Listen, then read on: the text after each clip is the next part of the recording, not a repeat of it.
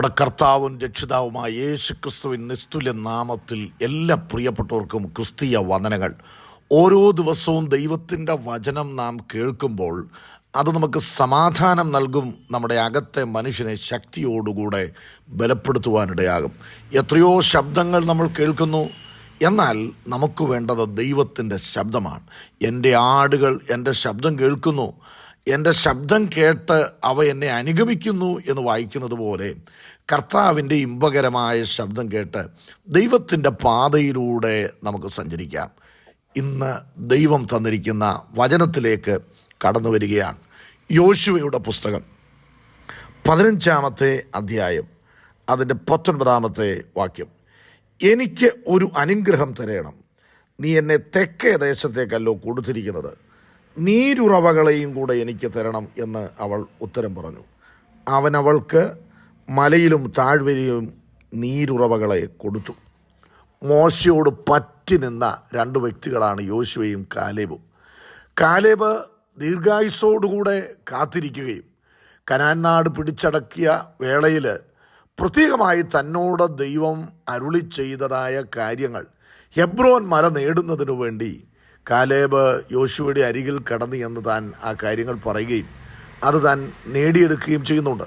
അങ്ങനെ യുദ്ധം ചെയ്ത് വിജയിച്ച് മുൻപോട്ട് വരുന്നതായ വേളയിലാണ് ഈ കാലേബ് കിര്യത്ത് സേഫർ ജയിക്കുന്നവന് എൻ്റെ മകൾ അക്സയെ ഞാൻ ഭാര്യയായി കൊടുക്കും എന്നൊരു പ്രഖ്യാപനം നടത്തുകയാണ്. കാലേബിൻ്റെ സഹോദരപുത്രനായ ഒത്നിയേൽ അത് ജയിച്ചടക്കുവാനായിട്ട് ഇടയായി.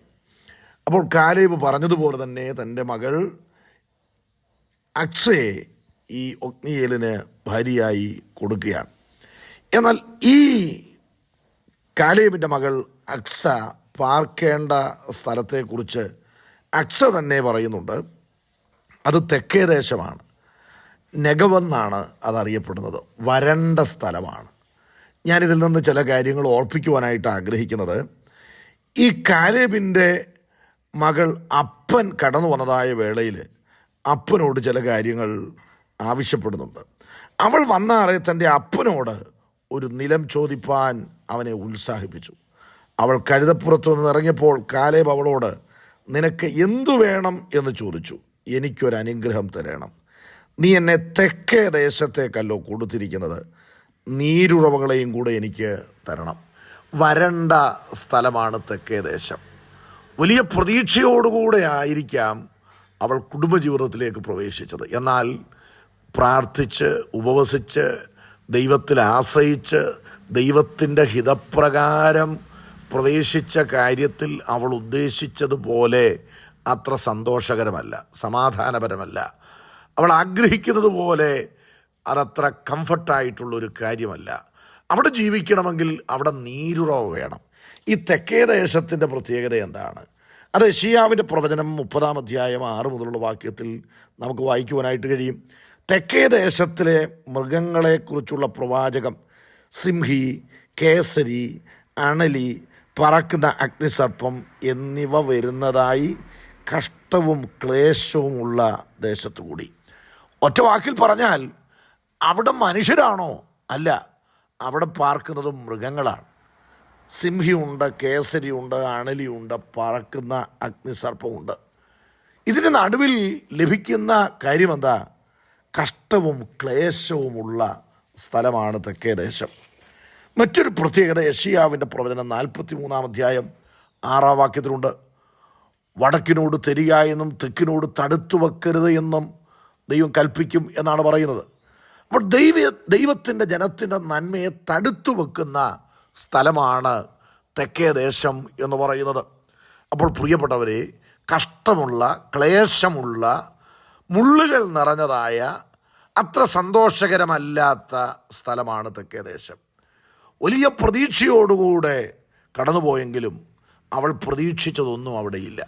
കാനാവിലെ വിരുന്ന് വീട് വിലാപ വീടാകുന്നത് പോലെ അവിടെ വീഞ്ഞ് വേണം, പക്ഷേ വീഞ്ഞില്ല. ശൂന്യത ഉണ്ടായിരുന്നു, ഇപ്പോഴില്ല. സ്നേഹമുണ്ടായിരുന്നു, സന്തോഷമുണ്ടായിരുന്നു, ഐക്യതയുണ്ടായിരുന്നു. ഭാവി വലിയ പ്രതീക്ഷ വെച്ചുകൊണ്ടാണ് അവിടെ കടന്നുപോയത്. പക്ഷേ ആശിപ്പിച്ചതല്ലാതെ ഇതൊന്നും അവിടെ ഇല്ല. ഇല്ലാത്ത ശൂന്യത. പ്രിയപ്പെട്ടവരെ, ദൈവഹിതപ്രകാരം നിങ്ങൾ കാൽച്ചുവട് വെച്ച മേഖലകൾ, അവിടെ പ്രതീക്ഷകൾക്ക് വിരുദ്ധമായ കാര്യങ്ങൾ കാണുകയും കേൾക്കുകയും ചെയ്യുമ്പോൾ ചൊല്ലിട്ട് എന്നെക്കൊണ്ട് പറ്റില്ല എന്ന് പറഞ്ഞ് പുറകോട്ട് പോകുകയല്ല. കാലേബിൻ്റെ മകൾക്ക് അപ്പനുമായിട്ട് ബന്ധമുണ്ടായിരുന്നു. ആ അപ്പൻ സമ്പന്നനായിരുന്നു.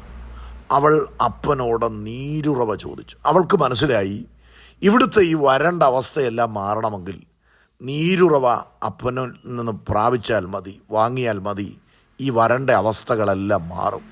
എന്നെ കേൾക്കുന്ന പ്രിയപ്പെട്ടവരെ, നിങ്ങളായിരിക്കുന്ന ഇടങ്ങൾ വളരെ പ്രാർത്ഥിച്ച് ദൈവഹിതപ്രകാരം, ദൈവ ഇഷ്ടമനുസരിച്ച്, സ്വന്തം ഇഷ്ടപ്രകാരം തിരഞ്ഞെടുത്തതല്ല, ദൈവത്തിൻ്റെ ഇഷ്ടമനുസരിച്ച് ദൈവത്താൽ ഒരുക്കപ്പെട്ട വഴിയിലൂടെയാണ് നിങ്ങൾ സഞ്ചരിക്കുന്നത്. എന്നാൽ പുറത്താരോടും പറയുവാൻ കഴിയാതെ നീറിപ്പുകയുന്ന അവസ്ഥകളുമായി നിങ്ങൾ മുൻപോട്ട് പോകുന്നെങ്കിൽ അവിടെ നിങ്ങൾ പരാജയപ്പെടത്തില്ല. ദൈവത്തിൽ ആശ്രയിക്കണം. അവിടുത്തെ വരണ്ട അവസ്ഥകൾക്ക് പരിഹാരം തരുവാൻ ദൈവത്തിന് വ്യത്യസ്തമായിട്ടുള്ള മാർഗങ്ങളുണ്ട്. മൃഗസ്വഭാവമുള്ളതിനെ രൂപാന്തരപ്പെടുത്താൻ ദൈവത്തിന് കഴിയും. അംഗീകരിക്കാതെ കുറ്റം പറയുന്ന, വിമർശിക്കുന്ന, എല്ലായ്പ്പോഴും തെറ്റും കുറ്റവും മാത്രം കണ്ടെത്തുന്ന വ്യക്തികളുണ്ട് ചില കുടുംബങ്ങളിൽ. അവർ സാഡിസ്റ്റ് മനോഭാവമുള്ളവരാണ്. മറ്റൊരാളുടെ വേദന കണ്ടിട്ട് സന്തോഷിക്കുവാൻ നിൽക്കുന്നതായ വ്യക്തികൾ. പ്രിയപ്പെട്ടവരെ, നിങ്ങളുടെ മകനോടാകട്ടെ, മകളോടാകട്ടെ, ഭർത്താവിനോടാകട്ടെ, കുടുംബത്തിലുള്ള എല്ലാവരുമായി സ്നേഹത്തിലും സന്തോഷത്തിലും കഴിയുവാൻ കഴിയണം. മരിച്ചതിന് ശേഷം വലിയ സ്നേഹപ്രകടനങ്ങൾ, അയ്യോ ഞങ്ങളുടെ അച്ഛൻ ഇങ്ങനെ ആയിരുന്നു, ജീവിച്ചിരുന്നപ്പോൾ അല്പം പോലും സമാധാനം കൊടുത്തിട്ടില്ല, ജീവിച്ചിരുന്നപ്പോൾ വേണ്ട കരുതലുകളൊന്നും നടത്തിയിട്ടില്ല, മരിച്ചു കഴിഞ്ഞപ്പോൾ സഹതാപത്തിൻ്റെ വാക്കുകൾ പറയുന്നതിലല്ല കാര്യം. ജീവിച്ചിരിക്കുമ്പോൾ മറ്റുള്ളവരെ സ്നേഹിക്കാനും കരുതുവാനും ഹൃദയത്തിൽ ഇടം കൊടുക്കുവാനും താങ്ങുവാനും ഒക്കെ നമുക്ക് കഴിയണം. ആരും പെർഫെക്റ്റ് അല്ല, പൂർണ്ണരല്ല, നമ്മൾ അപൂർണരാണ്. എന്നാൽ ദൈവത്തിൻ്റെ പരിശുദ്ധാത്മാവിൻ്റെ സഹായം ഉണ്ടെങ്കിൽ പൂർണ്ണതയിലേക്ക് നമുക്ക് നയിക്കപ്പെടുവാനായിട്ട് കഴിയും. നിങ്ങളുടെ ജീവിതത്തിൽ നിങ്ങൾ പരാജയപ്പെടരുത്, ചൊല്ലിടരുത്. ചിലർ അവിവേക ചിന്തകളാൽ നിറയപ്പെട്ട് ഞാൻ ഇതിൽ നിന്ന് അങ്ങ് ഒഴിഞ്ഞു പോവുകയാണ് എന്ന് ചിന്തിച്ച് ആർക്കും ഒരു ഭാരമാകണ്ട എന്ന് ചിന്തിച്ച് ഇത്തരം സാഹചര്യങ്ങളിൽ ഈ ഭൂമിയിൽ നിന്ന് തന്നെ അങ്ങ് ഒഴിഞ്ഞു പോകാൻ തീരുമാനിക്കും. അതൊന്നും ശരിയല്ല. അത് ഭീരുവിൻ്റെ മാർഗമാണ്.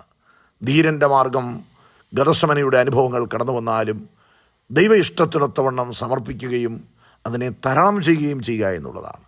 അതിനുവേണ്ടി നമ്മെ സമർപ്പിക്കാം. ഈ വചനങ്ങളാൽ ദൈവം നമ്മെ അനുഗ്രഹിക്കട്ടെ.